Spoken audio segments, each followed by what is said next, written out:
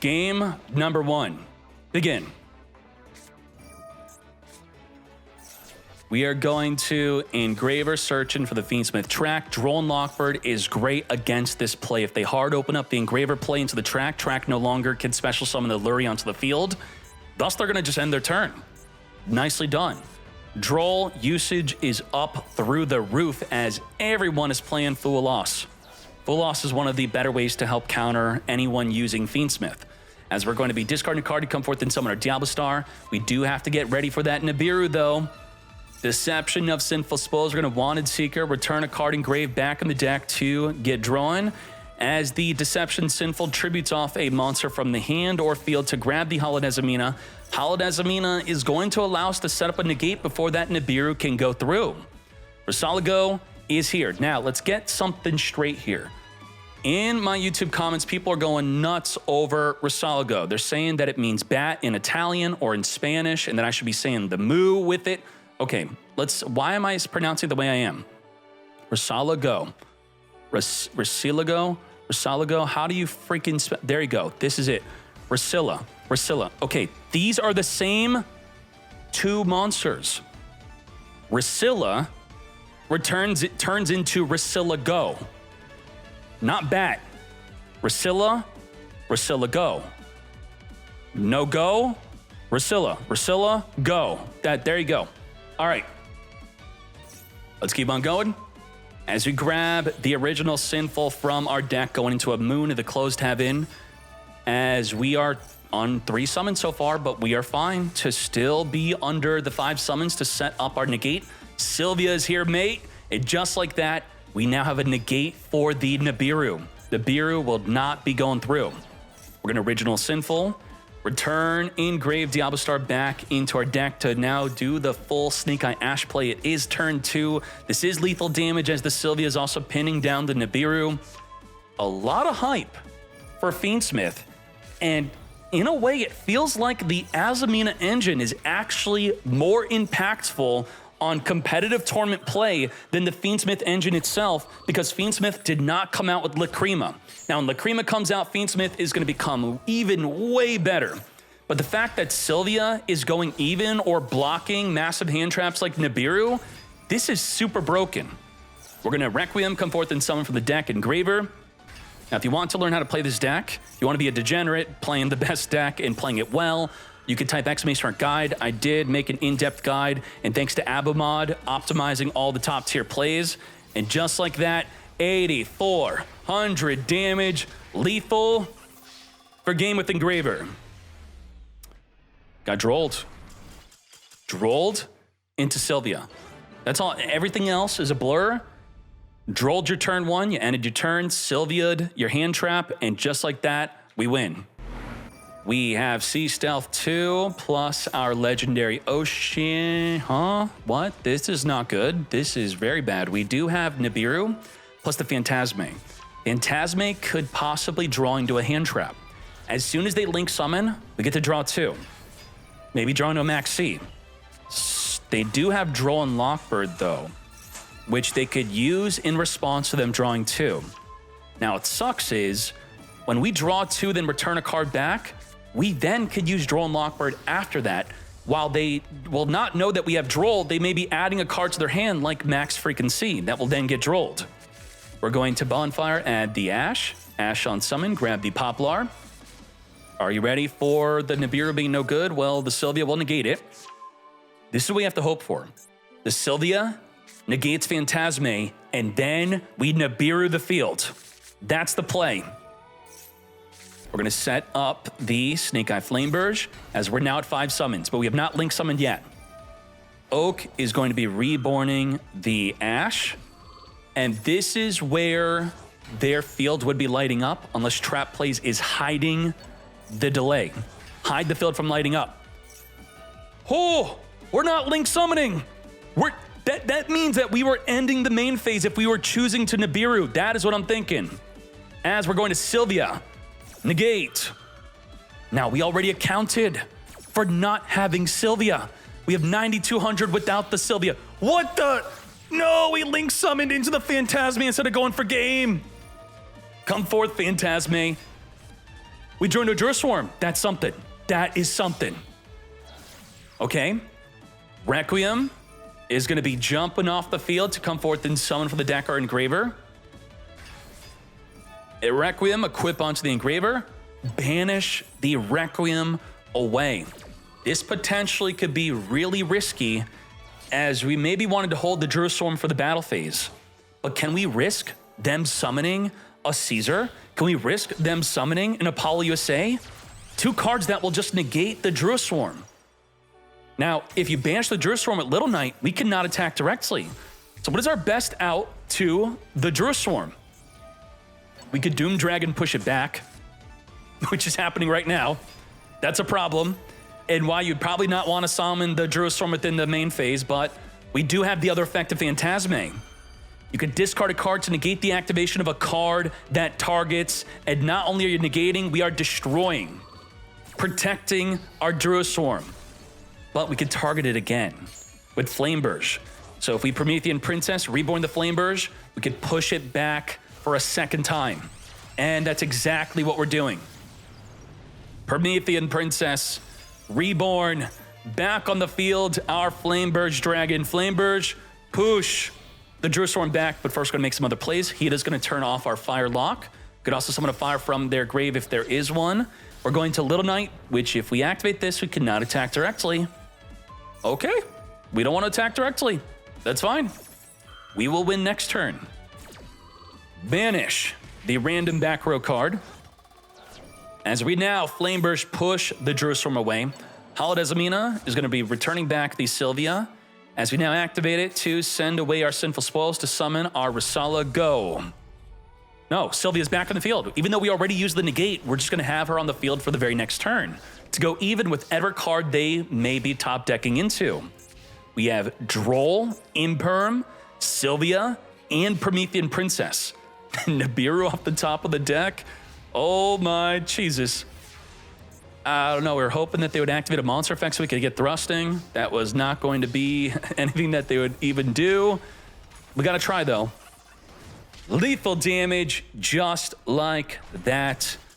It is unfortunate for trap plays to be playing against what is currently the #1 deck. This is the best deck, hands down. It is super broken. It's disgusting. Konami on the very next ban list, you have to hit this deck. You got to hit the Bonfire. You have to hit the Diablo Star. Both of them to 1. Let's do it. We got Maxi in the draw phase as we're going to chain the Hornet Drones to the Maxi, summoning our token onto the field before the Maxi resolves. Now, what do we do with this token? We're going to Engraver, search our deck for the Tract. Do we draw Lockbird, which turns off the Tract? Yes, it does. You now cannot activate the Tract as we make a Kagari. So we turned off our own Maxi, by the way. Maxi, no longer drawing. As we now grab a Hornet Drones, as we could just safely continue to get summoning. As we're now going to make a Kana.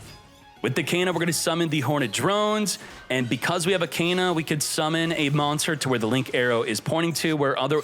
Is that a new animation? Did she always have an animation? I don't remember that. As we now make a Moon of the Closed Heaven. Moon of the Closed Heaven into the Requiem. We do have Valor for the sequence. You do not use it onto the Requiem. Return back the Moon as we now chain the Requiem to the Engraver summon, come forth and summon into our sequence play. Now... here's a pro read. If I'm reading your Valor, for some reason you still have delays, even after max seeing me and using Droll, your field keeps on lighting up. Instead of going into sequence, which gets Valored, you could instead go straight into the Wave King Caesar, and then the Valor's no good. Now, if you think it's an impermanence, then the Caesar will get hit by Imperm anyway, so this is pretty much just an anti-Valor play. Did we make that read? Did you read it? You made the read, did you not? Trap plays, tell me. You gotta hide your Valor. Or maybe you're revealing that it wasn't Valor, it was a Gizmek Orochi this whole time. Now, Gizmek Orochi could have been negated by the Wave King Caesar. And why would we want to negate the Gizmek Orochi? Because while on the field, the Gizmek Orochi states that you could banish 3 cards from your extra deck face down, target the Caesar, and then destroy it. But if you negate it on your turn, you then have to negate it again on their turn, and maybe we felt like that wasn't worth it, and instead we're going to use our Widow Anchor to negate it, so we could use our Caesar to negate something better. We'll Charm You off the top of the deck here. We are activating the effect to destroy the Caesar. And just like that, we are going to Widow Anchor negate. You will not be taking out the Wave King Caesar, and you are not big enough to swing in. We're going to link this up into our Typhon. Typhon will be big enough to swing over or to just spin the Caesar back into the extra deck you go. And just like that, 3,000 attack or higher cannot activate no matter where it is. We're going to Engraver, return an Engraver back in the deck to come forth and summon. When are we ready to use the Thule Loss? We're going to use the effective Engraver to send the Requiem and send the Typhon to the grave as Tract searches our deck for a Lurie, discard the Lurie, and then Reborn. Now, if we made a read on Valor previously, well, we're going to just play right into the Valor again, or do we just make another Caesar? Can we get another level 6 in the field? Now, Fulos does not draw for the summon from the graveyard, but we're now tributing for the Ocean Dragon Lord Karyushin. Karyushin states that while Umi's on the field, each player can only control one non-water. Well, you did stop us from setting up that potential Umi play. You're now going to be summoning your Gizmek Orochi in response to our attack. How much more cards do you have left in your deck? You have 38 cards. You have to banish 8 cards every time you want to summon your Gizmek Orochi. 3 cards from our extra deck say goodbye to the Karyushin, and we are carefully not swinging in because when the opponent declares an attack, you get to change the monster to 0 attack and negates effects, and also can't change his battle position. Are we know about that? What's going on here? Tract is going to be searching our deck for our Engraver. Now, we do have to also be careful about the Phantasme. If your opponent special summons a Link monster, in response to the Link monster summon, you get to summon the Phantasme, then draw possibly up to 2 cards and then return a card back. As we now summon that sequence, do expect the Phantasme play right here to maybe draw into a hand trap here. We did not, as the sequence is now fusing with the graveyard into a Lacrima. Now, we have to remember, the Caesar was returned back in the extra deck, as we're going to reborn the Engraver from Engrave, not going into an Xyz summon play, as we're going to Ice Barrier, reduce the opposing monster to 0 attack on that attack, but it's just going to reborn itself back onto the field as we go in directly with the sequence. Now, we're going to main phase 2 it up. Little Knight, say goodbye to the Orochi. Now, the Orochi could have dodged the Little Knight had we not activated its effect to reborn itself back in the field. So, in a way, the sequence baited them to summon Orochi just to get Little Knighted. Now, Dogmatica Floritis is not going to have a form of disruption here. It's just special summoning. Say goodbye to the Orochi as we then end our turn. The Floritis can take out the Little Knight, going straight to the battle phase, making sure to not activate anything. No more will you be able to banish itself plus another card in the field, as we're going to use the Fiendsmith Sanct within the end phase, summoning that token that we can turn into a Requiem. What's going on? This is just like beatdown wars back and forth. What the? Making our Requiem. If we get the Requiem in graveyard, we can make a play with the Engraver to get rid of that Floritis on field, as the Requiem summons to the deck another Engraver, 6,100 damage on the field, equip onto the Engraver to then send the Floritis to the graveyard, but we do have a Ghost Ogre, not to negate, but to destroy. Now, does it stop the effect, though? We have to think about this. Let's read this card. Targets an equipped card and 1 card, send them to the graveyard. So if the equipped card is no longer there, it still goes through because it does not say send both to the graveyard, similar to an effect like Little Knight. So the Little Knight would have to banish both, and by sending then, if it could send at least one of them, if the card was there on the activation of the effect, then that works. We're going to reset the Sanct because, well, what effect does that allow you to reset? If a face-up Fiendsmith is destroyed, you get to set this card while this is in the graveyard. Okay, the Ogre triggering the Sanct. Nicely done. Phantasme special summoning, as we are going to be, Ghost Bell to negate a sequence. Very interesting. All we had to do was if we could make a Lacrima being sent to the graveyard again would burn for the final remaining life points. Ghost Bell off the top of the deck, thanks to the Phantasme, negate. Just like that, and nice new animation. We're going to be returning the Lacrima back with the Engraver. Tract is going to fuse into the Lacrima. Lacrima just has to be sent to the grave, and it is now over. Is it over? Reborn? Look at Link. Anything. Just get it in the graveyard. Yup, that's it. Lacrima burn for game. 1,200 damage. Lethal damage. Disgusting. the way you have to view Lacrima is essentially a 3,600 attack monster when you're going for a game. If you calculate it at 3,600, you deal your 68, and then main phase 2, link it off for game. We're gonna start this off with Skystriker engage, grabbing a Hornet drones here. Sure, we're not gonna use our Ash Blossom onto that. Hornet drone, we could be saving the Ash Blossom for, what do we know they're gonna do? They're going to summon a Requiem. So with Kagari, Kagari does not point backward with any of her link arrows. And to make the Moon of the Closed Heaven, you have to summon it with 2 effect monsters. So we do have to link it off into a Kana. It's not optional, as the Hornet drones will now be summoning the token. And then we're going to be making our Shizuku with 2 effect monsters onto the field. Thanks to the Kana pointing backward, we can now make the Moon of the Closed Heaven. And with that, we're now going to be summoning our Requiem as our finally going to have the chance to use the Ash Blossom to negate, as we have held on for that while. As you know, the last time we could have ashed was going to be in response to the engage search in our deck. Ending our turn. We just have a Magna Hut left. And the turn.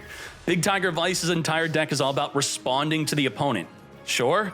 Well, I guess we'll initiate the play.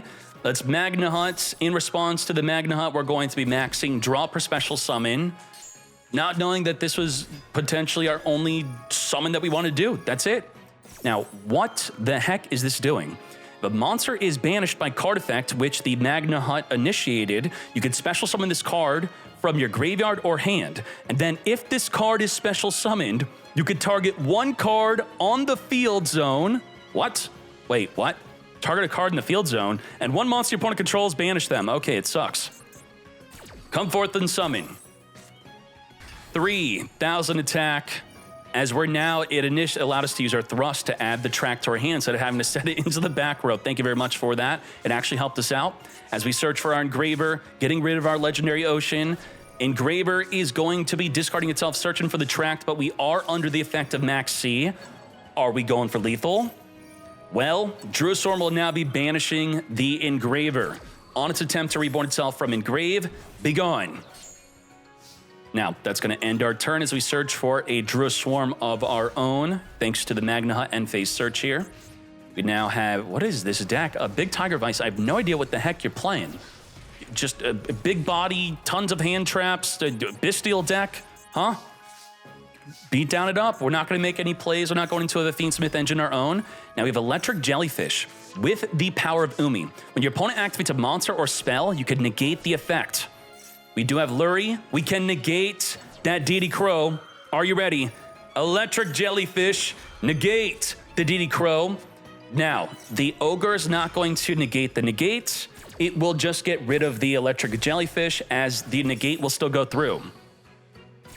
Let's now properly reborn the Lurie. Lurie is here as we now turn it into our Requiem. Now, are there any more forms of disruption here? We do have the Dogmatica Floritis, which is not going to be a form of disruption since we don't have another Dogmatica on the field, as the Requiem now summons from the deck our Engraver.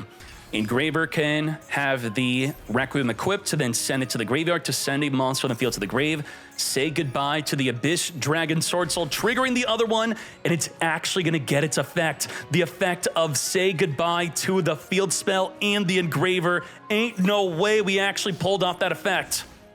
Big Tiger Vice, did you side deck this in? What is going on here? 8,000 damage. We do have a Bestial on the attack of the Dogmatica Floritis. We're going to say goodbye to that DD Crow, banishing it on the direct attack. We get rid of the Druistorm. The Druistorm could then send a card on the field to the graveyard that is special summoned. Direct attack for the 2,500. We still have our Fiendsmith Engraver in the graveyard, possibly. No, we don't. It is banished. We do not have another copy of Engraver. The recursion effect of the Engraver, both of them are banished, semi-limited, and completely gone from the duel, as they're going to be chaining Max C to the opposing player's special summon of a Druiswarm. At 2,600 life, we top deck into a Triple Tactics talent. Obviously not enough lethal damage with the Floritis. Interesting back and forth. This is some interactive Yu-Gi-Oh! Lots of interaction here. Lots of negate, chain destroy, chain banish. Interesting. Game number 3, begin. You passing? Turn 1. Retaliating C. This is a big card, a big counter. A lot of people are talking about this card to help counter Fiendsmith. What's going to happen is, if your opponent activates a spell card that includes the effect of Special Summon, you then summon this onto the field, and then while it's on the field, any card sent to the graveyard is banished instead. As I talked earlier about Dark Law being a good counter against Fiendsmith, this could be better as you could summon it during your opponent's turn 1. We're going to engage, which is a 1-card full Fiendsmith combo here. As we're going to Hornet Drones. Well, is it actually full combo? We're going to Retaliating C in response to a spell card that is activating the Special Summon.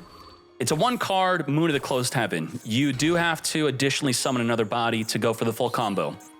As we do have the token on field, we are going to have to be careful about any card being sent to the grave now being banished. As we're going to Kagari on summon, add back the in-grave engage, which was sent there before the Retaliating C summon. How do we get, whoa, we have a battle phase. It's not turn 1. Retaliating C also searches for a max C. Let's go. Now you make the plays main phase 2, but we're under the effect potentially of max C. Now, we have the Electric Jellyfish being negated, which was the ability to special summon a monster from the hand. Negate. And from here, we're going to further link into Shizuku. And with that, we're going to end our turn. Shizuku, searching our deck for an engage to be used next turn, which cannot be used unless we control no monsters in the main zone. Baldrake banishing our own Veiler here. To battle we go. Say goodbye to the Electric Jellyfish, now turning on our double engage. Huh? Normal summon Ghost Ogre. Okay. Now, Ogre does work on field, but the reason it'd want to be on the field is to also double up the Baldrake. If your opponent special summons a monster from the extra deck, you could tribute off the Ogre to then banish that monster, or just use the effect of Ogre while on the field. You could send this from your hand or field to the graveyard. Interesting. Max C in the draw phase. Per special summon, get ready to draw as we go straight to that battle phase. So, did Ogre accomplish nothing? I mean, it ate the battle phase. Eat the battle phase is a really good effect sometimes. Guarantee another turn of dueling. We are going to engage within main phase 2, grabbing our Widow Anchor here. We're going to tribute summon for the Karyushin, grabbing the Sea Stealth 2, which becomes Umi, which turns on the Floodgate, and just like that, the Floodgate is on. While Umi's on the field, which this is considered to be Umi, neither player can control more than 1 non-water. So with the Baldrake on field, we cannot normal summon a Fool Loss. You can't even link your monster into a non-water. Sea Stealth Attack is flipped up, playing the Legendary Ocean onto the field. And now at the start of the damage step, if you battle with the Karyushin, you will be destroyed by the Sea Stealth Attack. How do we deal with this? We can't. It's a Floodgate with protection. And if you try to get rid of the Karyushin, it can banish itself until the end phase through the effect of Sea Stealth Attack. Sea Stealth Attack 2 at the start of the battle phase, summoning the Electric Jellyfish, which will be giving us the ability to negate a monster effect. Magna Hut, activating Search for a Dragon during the end phase, start of the damage step, wipe out your monster, 2500 directly, banishing the Jellyfish until the end phase to come back, as we now forever have that monster negate ready. In addition to the monster negate, we do have a spell card negate also. Monster or spell negated. As now, the effect of the Orochi, you may be remembering the effect of being able to banish 3 cards from your extra deck to target the Karyushin to destroy it, but you can only use one of Orochi's effect once per turn. That's it. So what do? Can't battle, can't activate, and if we could activate, we get negated, and if we don't get negated, it gets banished until the end phase, then comes back for the very next turn. Very nicely done. Good job. Trap plays with Umi Control. Umi Control with Fiendsmith.